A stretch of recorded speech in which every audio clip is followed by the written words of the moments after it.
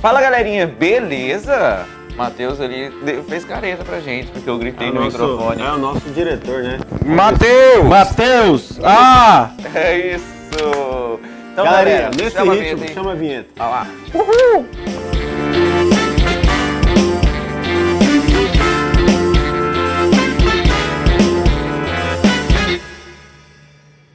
E nesse mesmo pique, você vai estar lá no Piolê e você Isso. vai reforçar esse conteúdo. Tá aqui, segue a descrição do vídeo aí que você vai ter mais informações. Exatamente. Vamos falar agora sobre a corrosão dos materiais, né? Os metais, eles... Vou deixar com você. Beleza, vai lá. Beleza. Bom, quando você tem uma barra de ferro e com o passar do tempo você deixa ela no tempo, né? Você deixa ela largada lá no espaço e tempo, né?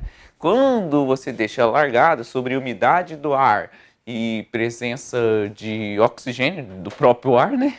Você tem ali uma corrosão dessa barra.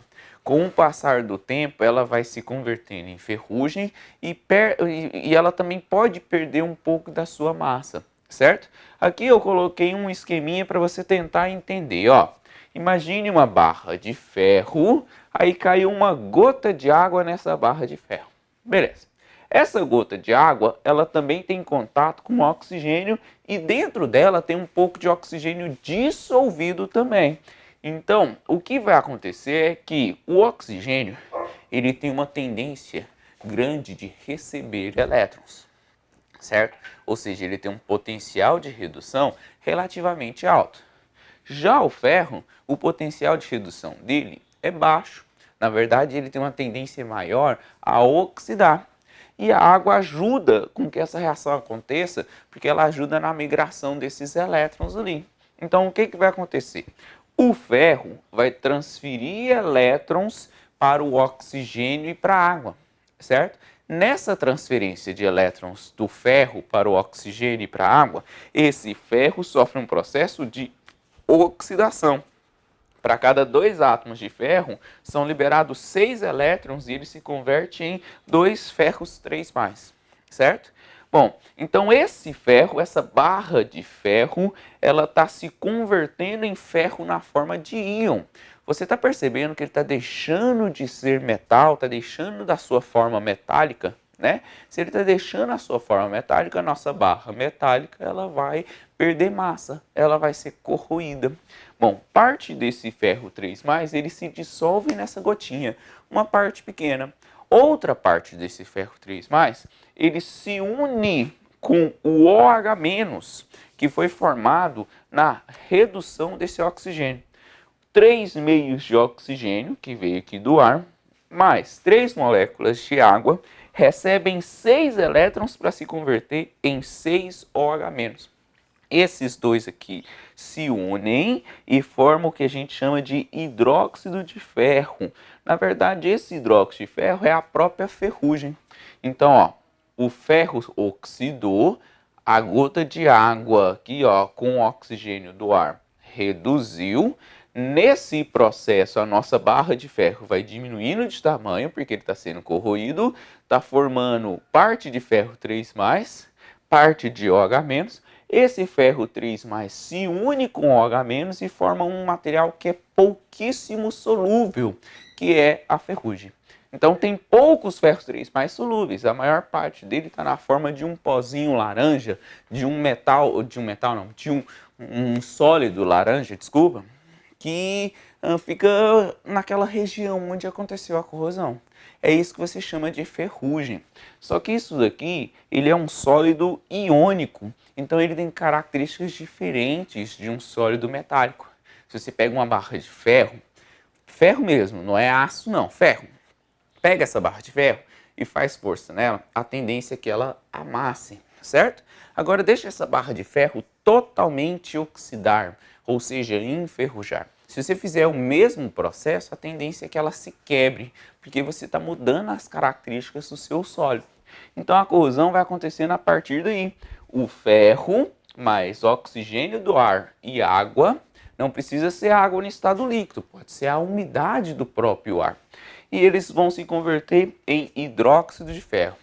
Em regiões litorâneas, como a umidade do ar é maior, esse processo de corrosão também vai ser mais acelerado, né?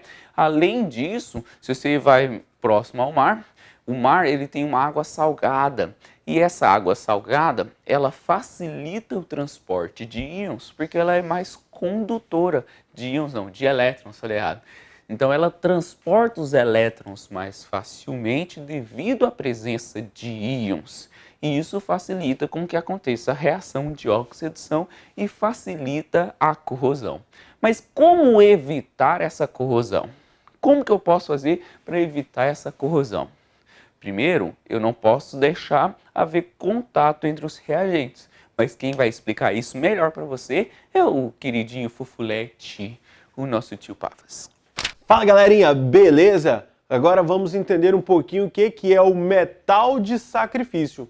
Como o próprio nome sugere, o sacrifício é algo se entregar por outra coisa. Olha que legal, que bacana. Um metal sendo sacrificado em virtude de outro metal, da preservação desse outro metal. Como temos um exemplo aqui, ó, a passivação do alumínio. Nós temos aqui uma barra de alumínio, que foi desenhada em rosa aqui por dentro, e aqui por fora nós temos uma pastinha de alumínio, que é um óxido, né? O Al2O3, em que ele é oxidado e que ele forma uma película. Essa película, ela não deixa essa barrinha aqui de dentro oxidar. Quando você está na sua escola e que tem a cadeirinha e que quando soltam a tinta daquela cadeirinha, você vê o ferro ficando um pouco mais escuro, esse ferro é porque ele está sendo oxidado. Aquela tinta ali, ela não serve como um metal de sacrifício, mas serve para proteger o ferro daquela oxidação. Aqui acontece da mesma forma, só que aqui é um metal que oxida e forma uma película e que evita com que a barra principal de alumínio ela sofra essa oxidação. Nós temos aqui também ó, um metal de sacrifício como, vamos supor aqui um gasoduto, um petroduto, ou então qualquer duto em que ele enterrado, para ele não sofrer oxidação, o material não sofrer oxidação, é colocado um outro metal e que tem uma facilidade maior de oxidar. Se o oxigênio estiver aqui em contato com esse duto, ele não vai oxidar porque está ligado a ele um metal que tem uma capacidade maior de oxidação. Não é o contato direto entre os componentes que vai fazer a oxidação, mas o trânsito desses elétrons, isto sim acontece uma oxidação mais fácil. Então, se o oxigênio está aqui, esse trânsito de elétrons, ele vai vir para oxidar esse outro componente. Então, é assim que funciona um metal de sacrifício. Algumas latinhas de refrigerante, quando elas vão para incineração, nós temos ali alguns metais, como aquela própria tampinha, aqueles metais ali, eles servem como metais de sacrifício para que não perca o produto principal nesta oxidação. Beleza? Então ficou fácil? Galera, então você vai proteger para corrosão utilizando a passivação ou também um metal de sacrifício, né? Isso mesmo. Outro método de proteger, ao invés de colocar uma tinta que recobre o material, você pode recobrir com um metal nobre, né? Uhum. Por exemplo, você tem lá um objeto banhado a ouro. Quando ele é banhado a ouro, esse ouro impede a corrosão do metal que está lá dentro, porque o ouro tem dificuldade para oxidar. Graças a esse nome, o metal nobre, é porque ele tem justamente a dificuldade de se corroer ou de oxidar, e isso agrega muito valor a esse metal. É por causa disso que tem altos valores. Exatamente, isso também está ligado ao nome gases nobres, sabia? Os gases nobres, eles são inertes, eles não reagem.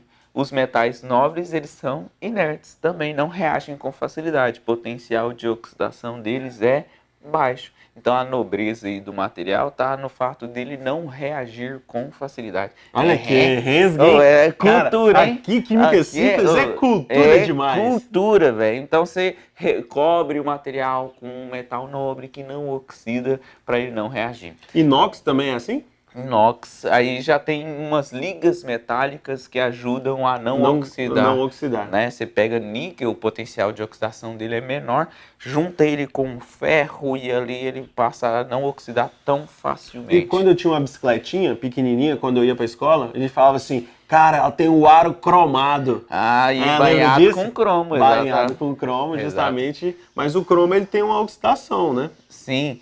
Mas esses processos aí de banho com material, a gente vai falar melhor na eletrólise, que está chegando. A gente já vai falar sobre isso lá em galvanização, certo? Então, fechou. Só para falar um pouco sobre proteção, mas você vai entender melhor como que a gente faz esse banho mais para frente. E não se esqueça de se inscrever no Piolê. Segue a descrição do vídeo aí abaixo. Beleza. Qualquer dúvida, deixe nos comentários e até a próxima aula. Falou, galera!